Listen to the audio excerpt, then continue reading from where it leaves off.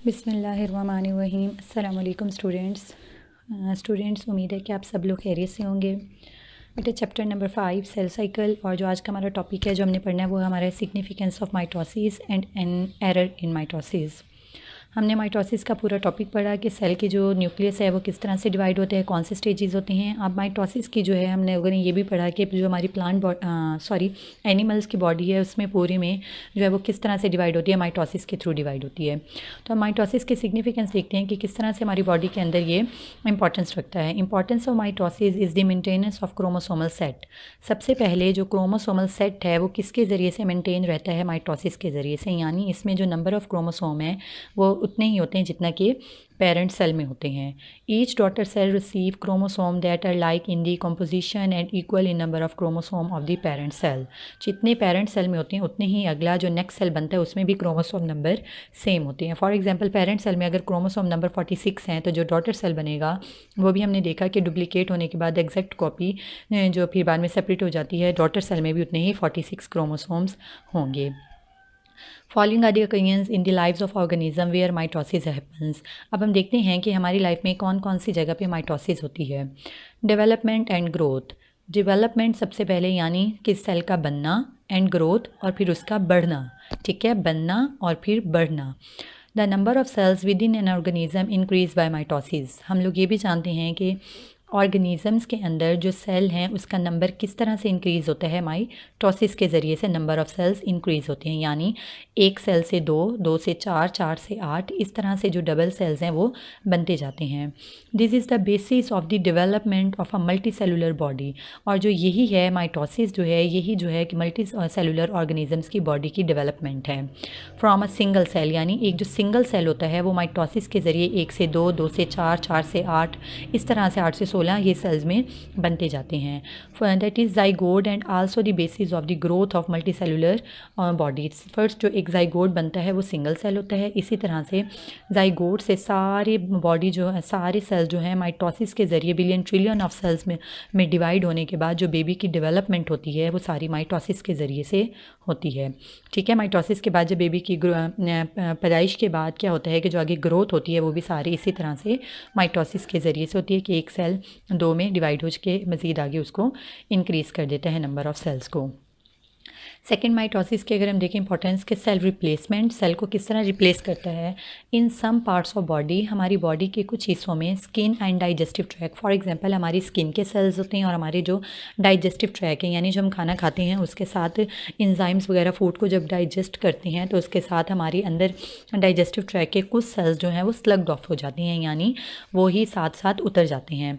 Sales are constantly sloughed off and replaced by new ones. जब एक बार sales ख़त्म हो गए तो क्या मतलब, अगर वो हर बार ही ख़त्म होते रहे तो हमारा डाइजेस्टिव ट्रैक स्किन ख़त्म हो जाएगी? नहीं, बल्कि जब एक बार सेल ख़त्म हो जाता है, स्लग्ड ऑफ हो जाते हैं, तो उनकी जगह न्यू सेल्स बन जाते हैं through mitosis. New cells are formed by mitosis and so are exact copies of the cell being replaced. और जो न्यू सेल्स बनेंगे वो सेम उसी की कॉपी होंगे जो कि एक स्लग्ड ऑफ हो चुकी हैं। Similarly red blood cells have short life span. इसी तरह से अगर हम अपने ब्लड सेल्स की बात करें जिसके अंदर रेड ब्लड सेल्स का लाइफ स्पैन शॉर्ट होता है, अबाउट 4 मंथ्स यानी 120 डेज़ होता है। And new red blood cells are formed by mitosis. जब एक रेड ब्लड सेल्स ख़त्म हो जाते हैं तो जो न्यू ब्लड सेल्स हैं वो भी माइटोसिस के थ्रू बन जाते हैं। नेक्स्ट हमारा है रीजनरेशन, यानी बॉडी के कुछ ऐसे हिस्से होते हैं जो दोबारा से रीजनरेट हो जाते हैं, यानी अगर वो ख़त्म हो जाए तो दोबारा से वो बन जाते हैं। Some organisms can regenerate parts of their bodies. कुछ ऑर्गेनिजम्स जो हैं अपने बॉडी के पार्ट्स को रीजनरेट कर सकते हैं। The production of new sales is achieved by mitosis. अब वो जो उनकी बॉडी का न्यू पार्ट बनेगा उनमें जो सेल्स डिवीजन होगी वो भी माइटोसिस के ज़रिए से होगी। यानी एक जब रीजनरेट हो रही है चीज़ तो वो माइटोसिस के ज़रिए से डिवाइड होके बनती है। For example sea star regenerates its lost arm through mitosis. For example अगर ये हमारे पास एक सी स्टार है और इसकी एक आर्म कट जाए तो ये क्या करते हैं, इसी के सेल्स दोबारा से अपनी जैसे कॉपीज़ बना के दोबारा से इसका आर्म बना देंगे। तो ये कौन से सेल्स होंगे, माइटोसिस होंगे, जो सेम होंगे पेरेंट सेल। तो हम कह सकते हैं कि माइटोसिस के ज़रिए से जो है रीजनरेशन भी होती है। नेक्स्ट हम देखते हैं कि माइटोसिस कहाँ पे काम करती है। माइटोसिस जो है एसेक्सुअल रिप्रोडक्शन, एसेक्सुअल रिप्रोडक्शन भी हम उस रिप्रोडक्शन को कहते हैं जिसमें जो ऑर्गेनिज्म बनता है, न्यू ऑफस्प्रिंग बनता है, वो एज आइडेंटिकल कॉपी होता है अपने पेरेंट के। Some organisms produce genetically similar offspring through asexual reproduction, ठीक है, तो उनमें वो सेम अपने पेरेंट की तरह होते हैं। Mitosis is the mean of asexual reproduction, यानी उनमें जो है कौन सी डिवीजन हो रही होती है, माइटोसिस हो रही होती है। माइटोसिस में ही सेम एज पेरेंट सेल होते हैं। For example hydra reproduce asexually by budding. For example यहाँ पे अगर एक हम हाइड्रा प्लांट देखें तो एक हाइड्रा प्लांट है, उसके ऊपर ही एक बर्ड बनता है। बर्ड जब थोड़ा सा इंक्रीज़ हो जाता है लेंथ में, तो वो क्या करता है, इसके अंदर माइटोसिस हुई, माइटोसिस के ज़रिए से ये सेल बने। कुछ टाइम के बाद ये बर्ड जो है यहाँ से डिटैच होने के बाद, अलग होने के बाद जहाँ दूसरी जगह गिरेगा वहाँ पे न्यू हाइड्रा प्लांट बन जाएगा। तो ये क्या है, एसेक्सुअल रिप्रोडक्शन की टाइप है, जिसमें जो हाइड्रा का न्यू सेल है, न्यू प्लांट बनेगा, वो एज सेम होगा अपने पेरेंट सेल की तरह। The cells at the surface of the hydra undergo mitosis. Cell के हाइड्रा की सरफेस के ऊपर जो सेल्स हैं वो माइटोसिस करेंगे और ये एक मैस बना देते हैं सेल्स का, जिसको हम कहते हैं बर्ड, ठीक है, ये एक बर्ड है।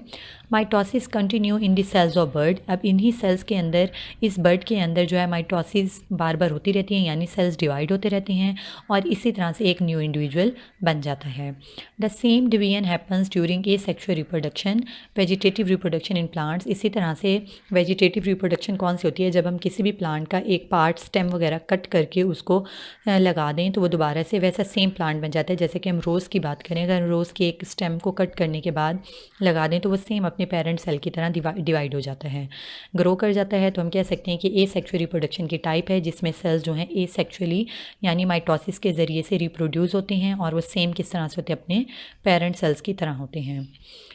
ओके स्टूडेंट्स, हमने पढ़े माइटोसिस की इंपॉर्टेंस के कौन कौन सी जो हैं, किसके ज़रिए हमारी लाइफ में कहाँ कहाँ माइटोसिस हो रही है, बल्कि हमारी पूरी बॉडी के सेल्स जो हैं पूरी लाइफ टाइम में जो हैं, चाहे हमारी स्किन सेल्स हैं, हमारी हर सेल्स जो हैं, हमारी ग्रोथ, हमारी डेवलपमेंट सब जो है सेम माइटोसिस के ज़रिए होती है, क्योंकि उसमें नंबर ऑफ़ क्रोमोसोम सेम रहते हैं। अगर एक सेल चला गया तो उसकी जगह न्यू सेल बनेगा, वो सेम ही होगा। ये नहीं कि उसमें नंबर ऑफ़ क्रोमोसोम्स कम हो जाएंगे, वो चेंज हो जाएगा, उसका कलर चेंज हो जाएगा, कुछ नहीं होता, बल्कि वो सेम वैसे होते हैं जैसा कि पहले सेल होते हैं। अब हम देखते हैं कि जो हमने पूरा माइटोसिस के स्टेजेस पढ़े, अगर उसमें कोई एरर हो तो क्या हो सकता है। Errors in the control of mitosis में कॉज कैंसर। माइटोसिस के यानी जब सेल डिवाइड होते हैं और सेल्स डिवीजन में अगर कंट्रोल ना हो, ज़्यादा डिवीजन हो जाए और वो कुछ भी प्रॉब्लम क्रिएट कर दें जाए, तो वो क्या डिजीज़ कहलाती है, वो कहलाती है कैंसर। यानी नंबर ऑफ़ सेल्स जो हैं वो नॉर्मल से एबनॉर्मली डिवाइड होना स्टार्ट हो गए हैं। All cells have gene that control the timing and number of mitosis. अब हम जानते हैं कि हर सेल के न्यूक्लियस के अंदर क्रोमोसोम्स होते हैं और उस क्रोमोसोम्स के अंदर जो है उसकी सारी करैक्टरिस्टिक्स होती हैं, और वो जो चाहे हम उसको क्रोमोसोम्स कहें, जीन्स कहें या डीएनए कहें, एक ही बात है, ठीक है। तो जो क्रोमोसोम्स होते हैं, जो जीन्स होते हैं, वो हर सेल की टाइमिंग और उसके नंबर्स को डिवाइड होने को कंट्रोल करते हैं, ठीक है। हर सेल के अंदर जो जीन्स होते हैं वो सेल की डिवाइड होने की टाइमिंग और उसके नंबर्स को कंट्रोल करते हैं। Some time mutation occur in such genes and cell continue to divide. Mutation कहते हैं सडन चेंज इन जीन, ठीक है। जब जीन में कोई अचानक तब्दीली आ जाए, चेंज आ जाए, तो उस चेंज की वजह से वो जीन्स जो हैं क्या करते हैं, सेल को मुसलसल डिवाइड करवाते रहते हैं। जब सेल्स बहुत ज़्यादा डिवाइड होंगे, it result in growth of abnormal cells, जिसकी वजह से एक सेल जो नॉर्मली बनते हैं वो बहुत ज़्यादा एबनॉर्मल सेल्स बनेंगे, और जहाँ पे वो इस तरह गुच्छे की शक्ल में बन जाएंगे तो उसको हम कहेंगे कि ये ट्यूमर बन गया है, ठीक है। As long as these tumour remain in their original location.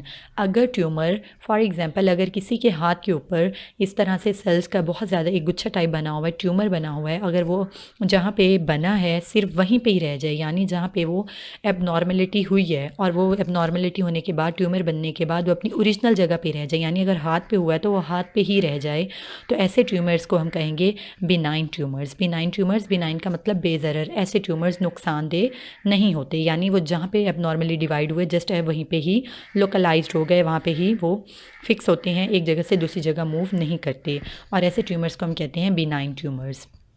But if they invade other tissues, अगर एक जगह पे सेल एबनॉर्मली डिवाइड हुए हैं और वहाँ पे डिवाइड होने के बाद वो ब्लड में चले गए या किसी और तरीके से एक सेल से दूसरे टिश्यूज़ में मूव करते हैं, they are called malignant cancerous tumour and their cells are called cancer cell. और ऐसे ट्यूमर्स जो एक जगह बनने के बाद दूसरी जगह मूव करते हैं, यानी वो जहाँ जहाँ मूव करेंगे वहाँ पे ही ये कैंसरस सेल्स कॉज करते जाएंगे, तो ऐसे ट्यूमर्स को हम कहेंगे cancerous tumours. Such tumors can send cancer cells to the other part in the body where new tumors may form। जहाँ जहाँ ये सेल मूव करेंगे वहाँ पे कैंसर सेल्स जाएंगे और वहाँ पे भी कैंसर सेल ज़्यादा बनना शुरू हो जाएंगे, ठीक है, और पूरी बॉडी में जो है ये स्प्रेड होता जाएगा और ये एक नुकसानदेह है। This phenomena is called metastasis, यानी स्प्रेडिंग ऑफ डिजीज़। ये स्प्रेडिंग ऑफ डिजीज़ हो जाती है, यानी पूरी बॉडी में ही कैंसर सेल्स इंक्रीज़ होना शुरू हो जाते हैं। तो स्टूडेंट्स हमने देखे कि अगर थोड़ी सी भी जीन जो हैं वो सेल को डिवाइड करवाने में, कंट्रोल उनका नंबर या टाइम में चेंजेस आ जाए, तो किस तरह से कैंसर सेल यानी नॉर्मल से ज़्यादा अब नॉर्मली सेल बहुत ज़्यादा तादाद में डिवाइड होना शुरू हो जाते हैं। अगर वो लोकलाइज होंगे, एक ही जगह पे होंगे, जहाँ पे बने वहीं पे फिक्स होंगे, तो हम उसको बिनाइन कहेंगे, और अगर वो एक जगह बनने के बाद दूसरी टिश्यूज़ में मूव करते हैं तो हम उसको कैंसरस ट्यूमर कहेंगे। ओके स्टूडेंट्स, यहाँ पे आज का हमारा टॉपिक कंप्लीट होता है माइटोसिस का, उसकी इंपॉर्टेंस और इसके एरर्स वगैरह। आपने इस टॉपिक को अच्छे से लर्न करना है। अपना ख्याल रखिएगा। जज़ाकल्लाह, अल्लाह हाफिज़।